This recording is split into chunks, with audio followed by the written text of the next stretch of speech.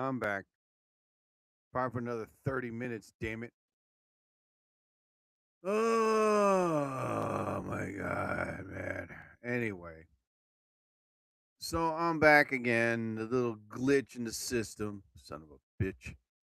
I'm gonna go on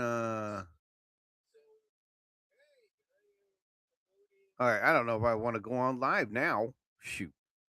But anyway, I'll probably go on live. All right, I'll go on live probably for well, she said 3 o'clock. All right, I'll go on live. God damn it. For like no less. I'm going to be on TikTok. There you go. Tiki Talkie Talk. There we go. I'll go on live on Tiki Talkie Talkie. Hey, everybody. It's the Jerry Torres program. I'm going to be on live right now, probably for 5 minutes, just to say, hey there, hi there, ho there to everybody. And hope you all join me. Until then, I shall see you then later. All right. Next. All right. And we go on here. Oh, my Lord. Tap this. Jeez. Live now. Boo. Yeah. All right. All right. So go on here. Go live. Oh my lord, man. Oh, go back. Son of a bitch. There you go. Hey. I'm like, oh my god. All right. So I'll go and let me see here. Leah Vanessa. Boom. All right. All right. Anyway, so like I said, for like 5 minutes, I'm going to be on live. And just to say, hey there, hi there, ho there to everybody out there, because right now I don't feel like being live on any of the systems. But besides all that, um, yeah, what was I saying earlier before I was freaking blocked off? Oh yeah, about the my car getting fixed. Yeah. So anyway, Car Shield's gonna look into Car Shield checked into it and a couple of other things gonna happen. So I'm real excited that my car is gonna be up and running. Oh god, I gotta drop it off Tuesday though. It's basically my mechanic. And I was like, "Oh boy. Oh my god. All right. So let me see who can I send again. And here, boom. All right. Hopefully she joins, man, because right now I'm ready to just say, hell no, I'm off. Oh my god. Shenanigans. Hello, hello, hello, hello. How many do I got? 200. It's not bad. Yeah. So basically, that's all that happened today. I cut the grass. Then I had like body odor because I was outside and I smelled like gas, grass, body odor, and yeah, I smelled wunderbar. Yeah. Hey, hey, I had deodorant still. Well, it was evaporating. Yeah. Oh my god, you guys are just mean, man. Anyway. All right, a few more minutes and then I'm off TikTok live. Yeah, I didn't want to go on live on Instagram or on TikTok. So yeah, yeah. Who's shenanigans? Oh, Lions or something. I get these people that want to go on live and then all of a sudden like they get off. Oh no, I changed my mind. Oh, I can't do it. I'm very shy. Shut up. Anyway, so yeah. Then after that, cleaned, did the laundry, and then put everything away. Then I saw the World Cup, and Mexico won. Thank God. I was like, yes, yes, yes, yes, yes, yes, yes. And did my car inspection. It's getting hot again. Zach the Leaf fan, the man. What's up, buddy? I'm only be on here for a few more minutes, man, but then I'll get off. But Zach, good to see you, buddy. Uh, yeah, I know the Stanley Cup and stuff. I know Canada's not in it. My team's not in it. Golden Knights and the North Carolina Hurricanes, whatever they're called. Ew. Anyway, great to see you as well. Yeah, Zach, you the man, buddy. Ow, ow, damn it. Ah. Anyway, I hope I didn't get a sunburn. No, I did. I wore sunscreen. Thank God. Okay. Yeah, because now, like when I go cut the grass, I wear sunscreen on my arms, my legs. Actually, not my legs. I spray it on my calves, knees, on my bottom part of my legs. Put it that way, and then I sprayed it over my neck and ears. Yeah, because I listen. I don't want to get a sunburn again. And it was 95 degrees today. Oh, Zach left. Zach, good seeing you, buddy. Oh my god. All right. So once I get up to 1,000, I'm off. Oh, hold on, man. What the hell do I hear? All right. Well, it's not an echo. I'm checking my mic just to make sure it's not like I hear myself, my voice like super twice. Hello, hello, hello. Hey, hey, hey. Ho, ho, ho. Oh my lord. All right. So let's see where I'm at. Damn it. Anyway, so right now I'm about to get off pretty soon. You know what? I'm getting off now. I'm off now. Ciao a doodle. I'm gone. Goodbye. Hello. What's up? Howard Juice. Como estás? All right, here we go. So right now the big talk is of the Odyssey, and there's like a popcorn bucket of the Trojan horse, and I was like, I saw it. It looked pretty cool. And at first, I was like, should I get it? Because I have stuff when like the 50th anniversary of Jaws, I bought the popcorn shark head. And then when Gladiator 2 came out, I wanted the miniature helmet, but I had no choice was to buy the super big helmet. And now that movies are coming back because they're being very smart, they are pretty much now drawing people going back to movie theaters, instead of like submitting them in on streaming services.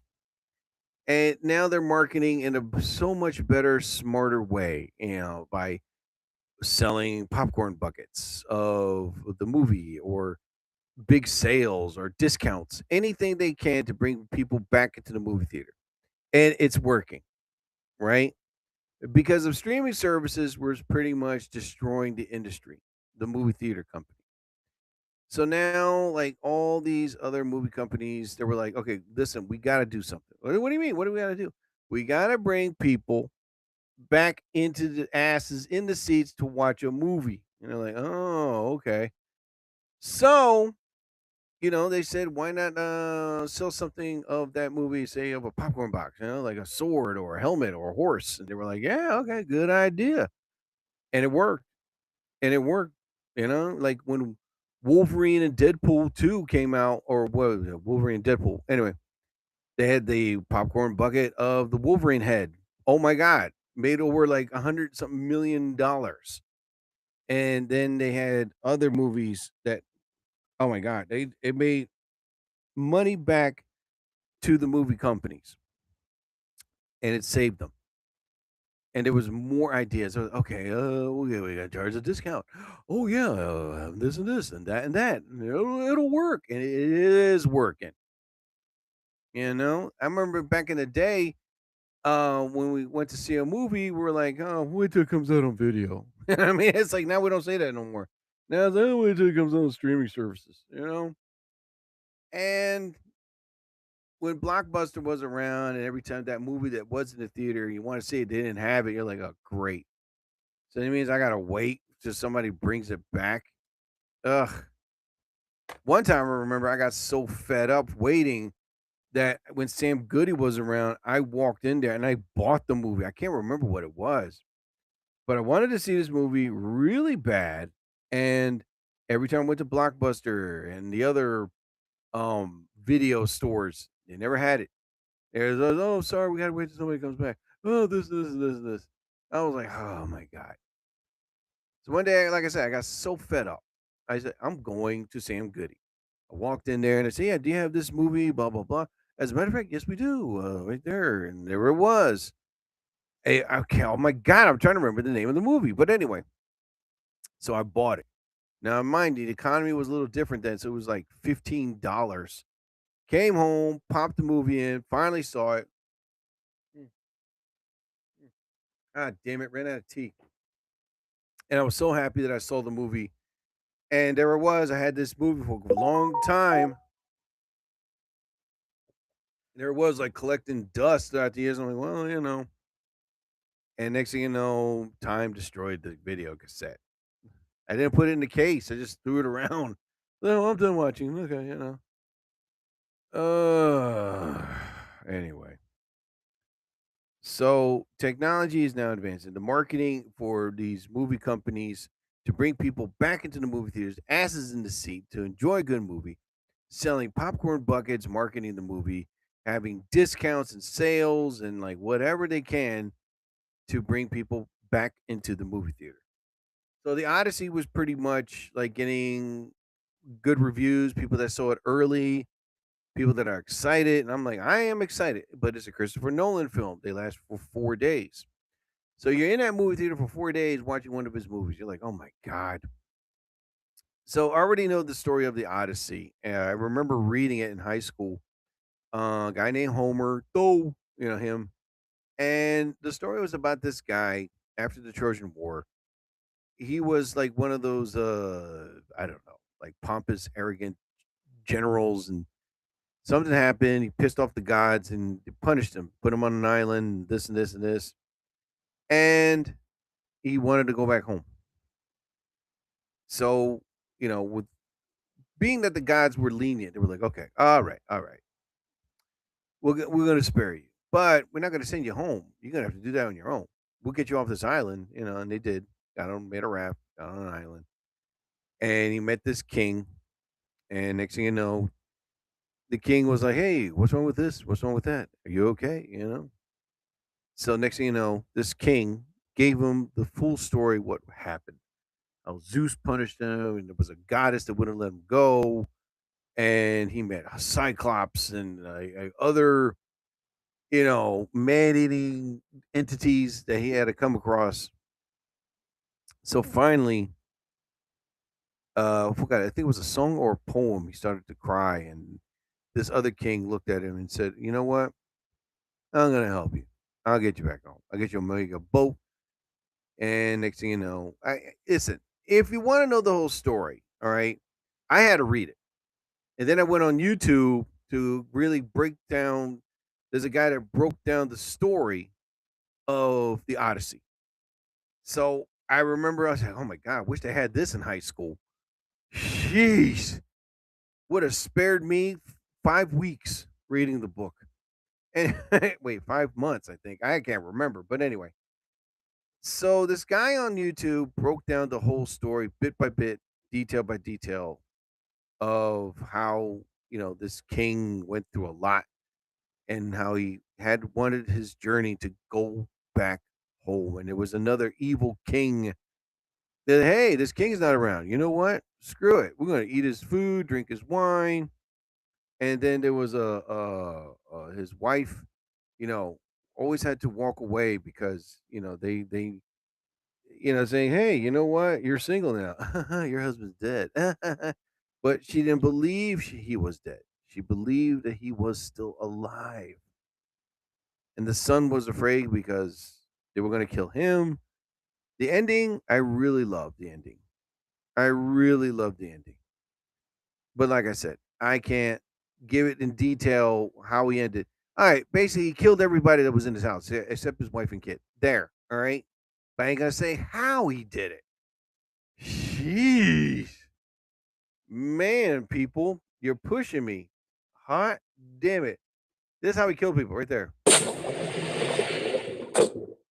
Not really. Do I have the sound of an arrow? Oop! I think I gave away the hint. Arrow? Anybody? Nope. Damn it. All right. I am not even going to look for it. But anyway, I'm really looking forward to the Odyssey and again, Avengers Doomsday. I'm looking forward to that and so many other movies that are coming out this summer and the fall and the winter. Winter. Summertime doesn't begin until the 21st, and already we're getting like near the Earth near surface temperatures of Venus. Oh my God. Well, as you all well know, that I enjoy watching television and movies just to keep my mind clear. And there were so many shows in the past that were really, really good, and I thought they were funny, and I loved them. But now I'm like, I have no interest in watching them anymore. You know what I mean? I'm like, whatever. I mean, I still watch Frasier, I still watch Cheers, and whenever that comes on, I watch them. But I went on this thing called the internet, and I came across something, and it was like five beloved 80s sitcoms that don't hold up today. I was like, and you ask yourself when you watch these shows a lot, like when I watch Frasier, um, like I still do because I love that show. Like he goes to a video store. So well, today's no video stores, right? And then the cell phone, like the fold, the razor phones, and I'm like, we don't have those anymore. I mean, I'm like, oh my god. And then they had no internet, and then they had laptops, but they were like bulky, and so on and so on and so on. I was like, oh my god, half the stuff you see in this show they don't have anymore. You're like, and then there was this episode about weed. I was like, well, weed is legal now, and so on and so on and so on. I was like, oh my god, times have changed, and that's like when you watch these shows from the '50s and the '60s. You're like, what the hell? Telegraph? Really? It's like we don't use that nowadays. But again, times have changed so much. Technology has advanced and it's still advancing. So these are the 80 sitcoms that don't hold up today. All right. So when I went through them, I was like, oh my God, they hit the point and the marks about what really has changed throughout the years. Okay. So changes in popular culture are reliable way to measure how societies evolve. So it's not surprising that TV shows from the past generations often click the modern audiences. Generation Xers born between roughly 1965 and 1980. And I was born 72. Now looking for the revisit favorites from our youth and teen years can still watch classic shows from the 1980s. All right. Thanks to streaming, syndication, and physical media, however, like the bodies of said Generation Xers, some of these series haven't fared well in the passage of time. Okay. So most of these 80s features fashion, right? Technology. Hold on. Let me get comfortable here. Okay. Um, Cutting edge technology, production design, and basically the humor, stereotypes, everything else. Now, the standard jokes fodder, common targets included popular of people of color, the LBGTQ community, and people with development disabilities. Now, the five shows below were popular back in their day, and some still are, but they're a bit of cringeworthy to watch as we move further into the 21st century, which we are now in the 21st century. So here are the shows. Three's Company. Three's Company was the top rated comedy TV for the 1979-80 season, but it probably wouldn't make it past the elevator pitch stage today. John Ritter stars as Jack Tripper, a womanizing bachelor who shares an apartment with two single women. His new roommates, Chrissy Susan Summers and Janet Joyce DeWitt, tell their prudish landlords that the Ropers, Norman Fell and Audrey Lindy, that Jack is gay. And so, not to scandalize the older couple, Jack's attempts to keep the ruse going lean heavily and dating cliches about, his homosexuality. So, Stanley Roper, played by Norman Fell, uses frequent anti-gay slurs to refer to his new tenant, and Ralph Furley Don Knotts brings a different flavor of homophobia when he takes over a building superintendent in season 4. Now, Ralph is nowhere near as mean-spirited as Stanley, right? But he's still loose, and he tries to like covert his heterosexuality. Although Ritter played Jack to stereotypes that seem archaic, I guess you can say that. Today is a straight man pretending to be gay and more LGBTQ plus representation than on most shows. Now, oh my God, why is there so much to read?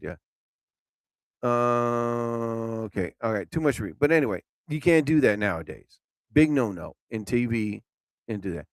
Another show, Bosom Buddies. Instead of faking their sexual orientation, Bosom Buddies characters Kip, Tom Hanks, and Henry Peter Scolari pretend to be oh thank God pretend to be women too, so they can get and move into this apartment that's only for women only because the rent is very cheap.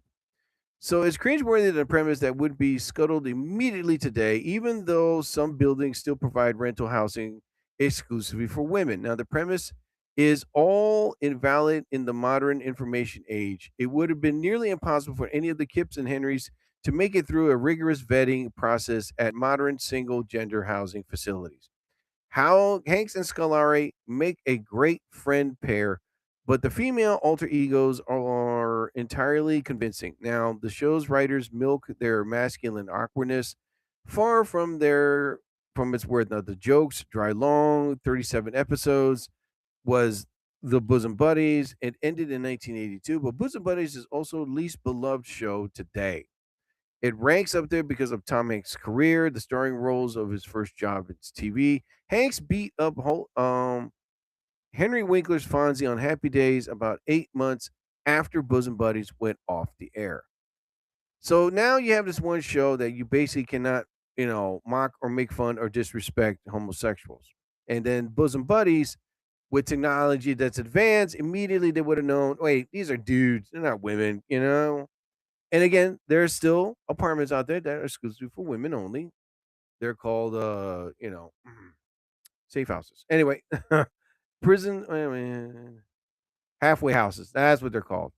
Another show, Married with Children. In 1987, Fox smashed their family sitcom mold sledgehammer on the show Married with Children. The brash adult oriented humor made it an instant hit, but a lot of the jokes seem hostile or crude in retrospect. Most strikingly, watching Married with Children, though, modern lens reveals how horribly women on the show and how they were treated by Al Bundy, played by Ed O'Neill. Now slouches through this day as a shoe salesman and comes home to make old harpy jokes at the expense of his wife, Peg, played by Katie Seagal. Seagal was nominated for 4 straight Golden Globes for Peg's perfect mix of downtrodden resignation and confident defiance. But the only other major female characters are one-dimensional Peg and Al's daughter Kelly. Oh my God. Married to Children is part of the TV history. It helped fledgling network take flight. Fox was known as the wire hanger network. Married with Children is probably a reflection as to Never Met Before, but 40 years later. But now that show today, it wouldn't pass because like really you're gonna bash your wife every single day. You're gonna bash how bad are women on the show. So basically it was like a womanizer show. That's what it was. Another show that I'd still love to watch to this day. It is Cheers. Cheers won 28 Emmy Awards out of over 100 nominations during the 11 season run that began in 1982 and concluding the episode placed on the ninth in our ranking best TV series finales ever. Some of the humor still lands well 44 years after Diane Chambers Shelley Long first wandered into the Titilia Boston bar. But the show is another part of the treat where very well perpetually horny bar owner bartender Sam Malone, played by Ted Danson, is revered by his patrons and friends for behavior that would be regarded as boorish and immature by today's standards. But at least the fleeting targets of affection and occasionally given some depth. Now, the major female character of Cheers are either disagreeable, like Lilith, played by Bibi Newirth, Carla, Rhea Perlman, and incompetent, like Rebecca, Kirstie Alley, or both, like Diane. Sam is a cad in his mid 40s and is romantic dialysis, whatever. Anyway, with coworkers would have drawn attention from the 21st century labor rights attorney or corporate human resources department. There are other outdated aspects to the going of Sam's bar as well. George Wendt was nominated for 6 awards, playing Norm Peterson, but Norm's body type and independence on alcohol are played for easy jokes instead of points of empathy. Now, the Oh my god. Now, the where everybody knows your name bar culture, Cheers has also lost some of its relevance today. The number of bars in the US is slowly decreasing as bars close down, and those that remain open are seeing major changes. One major of New York bar that has been open since before Cheers was on the air told to Times Union, "We are no longer competing with other bars. We are collectively competing with the couch." Mm. Yeah, times have changed, man. You can't be this, you can't be that, and you can't do this. The Cosby Show. Now, The Cosby Show was undoubtedly one of the most popular TV shows of the 1980s, topping the Nielsen ratings from 1985 to 1989. However, after dozens of women came forward to accuse Bill Cosby of sex crimes against them, America's dad, Schick, became one of instantly unplatable. Cosby was sentenced to 3 to 10 years in prison in 2018 for drugging and assaulting Andrea Constad, but was released in 2021 because procedural error. But by that point, most streaming outlets had stopped carrying the Cosby Show. If you hunt it down, what's on YouTube. It's jarring to see Cosby play the lovable, huggable father and without drugging his kids. But anyway, the contrast between his crimes and the public persona was such a federal court allowed to unsealing of the testimony of Constant's case, saying it was important for the people to know the real Bill Cosby. Furthermore, although the Cosby Show was celebrated for centering wealthy, happy African American family, oh my lord, what the hell just happened to my system? Okay, there you go. Some reinforced anti-black stereotypes in his 1982 book, Enlightened Racism: The Cosby Show, Audiences, and Myth of the American Dream. University of Massachusetts communication professor Satyajali noted that the Huxtable family experience wasn't the typical black Americans. Oh, what are you talking about? Anyway, the article, Florida State University Undergraduate Research Journal, also explained enlightened racism in relation to the show. An example of successful black individuals. Oh my God, this person wrote so much. Anyway, um, yeah. So some of these shows, okay, basically they're saying, "Oh God, an African American family is a doctor and a lawyer, not being successful." Okay, stop. They were successful then. They're successful now. Okay, I can't believe that this person wrote something like that. That's why I stopped reading. I wrote the last page in my brain. I'm like, okay, no. Um, but yeah, half of these shows that were once so popular, and I used to watch them a lot when I was a kid and a teenager, not Married with Children. I was not a fan of Married with Children, but the other shows that I watched, I loved them. But nowadays, half the stuff they say, half the stuff they do, half the stuff is like they can't do that anymore. You know what I mean? Technology has advanced. It's like really television the size of a refrigerator. Oh man, you can't download music. You have to buy music. What are you talking about? And there's things you can say, the things you can do. You can't do that anymore. Times have changed. But the memories of the show that you used to love so much will still stay on the screen, will stay in your heart and mind, man. That's what's great about reruns. You look back at something that you enjoy, you love. Like I watched the 18, Battlestar Galactica, Miami Vice, and so on. Even Knight Rider, you know? Oh my God. But half these shows come, half these shows go. But the one thing that really, really will always not leave is the memories and the funniness, the seriousness. Because half of these shows, like I said, that were way back when, they couldn't get away with anything they've said or done. Not today. But we learn from them. We love them. And in that way, we can never get away from them. From the Cosby Show to Cheers to Bosom Buddies, um, you know, Three's Company. Yeah, they'll stay as reruns on the air. Everybody knows how it is. But like I said, if they ever did a show like that today, wouldn't even last a second. When all these shows are being rebooted and reimagined, I remember they interviewed David Allen Greer, and they asked him that question. He's like, "Well, with all these shows being rebooted and reimagined and remakes, and do you think Living Color will ever make a comeback?" You know what he said? No, the show wouldn't last an hour. The season wouldn't even last an hour. That's how he said it. I was like, damn. With cancellations, social network, yeah, we would have not have last. But these other shows, they'll last a long time, and we'll still remember. We still love them, and they always bring us good times, man. You can't leave what you love, but you enjoy it. That's what they call it, memories. All right, and ladies and gentlemen, thank you all for listening to another edition on the Opposado of the Jerry Torres program. As you all well know, I am an accomplished author. I've written a book entitled Chinese Food for Breakfast. You can find my book either on lulu.com, that is Lulu, or on Amazon Kindle. And it's an ebook. You can download the book, read the book anytime, anywhere on your phone, tablet, or your laptop. And the book is only $4, people. So you're really not going to be breaking the bank. So download the book today and enjoy a good read. Chinese Food for Breakfast by Jerry Torres. Oh my God.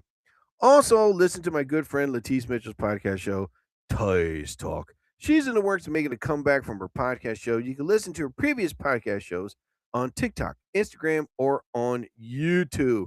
Her podcast show is about fun, life, family. She talks about it. She makes it hysterical. And she's one of the most funniest female comics that I enjoy working with. And also, I'm happy to say that she joined the Camden Comedy Collective. I am real excited because she will do a great part in the Camden Comedy Collective, man. So thank you, thank you, thank you. Oh yeah, another show they said wouldn't even make it. Benny Hill. Um, and yeah, that show and there's other shows. Hee Haw wouldn't even last. All in the Family wouldn't even last. Kung Fu wouldn't even last. I mean, the list goes down of all these shows that they don't air anymore. Welcome Back, Carter, Police Woman. Yeah, the Love Boat would have been Rape and Disease. Anyway, besides going back to Latisse, so Latisse Mitchell shows about life, family, love, relationships. You can find her previous podcast shows again on TikTok, Instagram, or on YouTube, or on iHeartRadio. But she is in the works of making a comeback, and I really look forward to it. And I'm really looking forward for her being in the Camden Comedy Collective. So listen to Latisse Mitchell's podcast show, Toys Talk. It'll make your head spin. Toys Talk with Latisse Mitchell. Real bad. Toys. It'll knock your socks off. Also, listen to listen to Gordo B. Yes, he's in the works of his he's in the works of a new album, new songs are coming out, and he's working on a tour. You can download any of his songs, go on TikTok, Instagram, or on YouTube, and make sure that you download some of his music. I love his songs, I really do. I compare his music to let's see, Tribe Called Quest, Diggable Planets, and the oh my god, and De La Soul. So you can find Gordo B again on TikTok, Instagram, or on YouTube. Download his new album, download any of his new songs. You're gonna enjoy. You're just gonna put your headsets on and just bop your head. So listen to Gordo B, and Gordo B is spelled Gordo capital B. And also listen to Funky Times. They are a great band. They mix up with jazz, funk, rock. You can find them on TikTok, Instagram, or on YouTube. And if you're interested in hiring them for an event, send them an email, work things out, and you won't regret it because they know how to make music and make music right. And speaking of Funky Times, I use their music to close my podcast. If I can freaking find it, there we go. And a three, two, and a one, and a one, two, and a five, something like that. Yeah, all right, ladies and gentlemen, thank you all for listening to another edition episode of the Jerry Torres program. As I always say towards the end of my podcast, whatever religious figure you believe in, may you be blessed. I bid you only fondue. I'll be back. So ask you all, please don't go changing. I'm a gone, get it gone. Bye.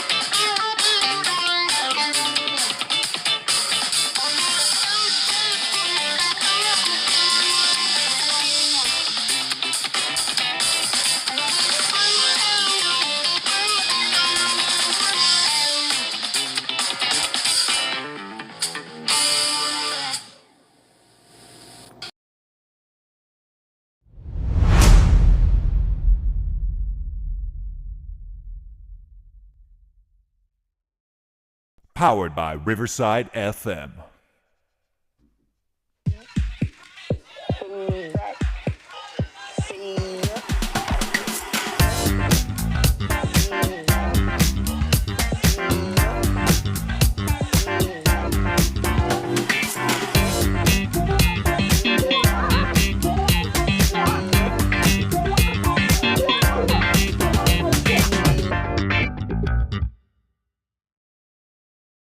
Limited time offer. No purchase necessary. Offer valid at participating locations. Void where prohibited. No animals were harmed during the production of this soundboard. Subject to change without notice. Side effects include dry mouth, occasional pig snort or two, sore stomach, teary eyes, achy jaws, and whatever tingles while laughing hard. You've just heard the Jerry Torres program on Spotify, TuneIn, Riverside FM, Apple Podcasts, and listen to him in other podcast affiliates.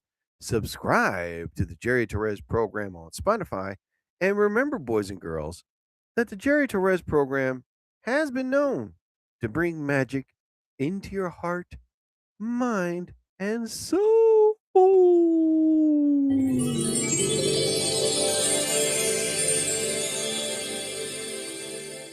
Magic.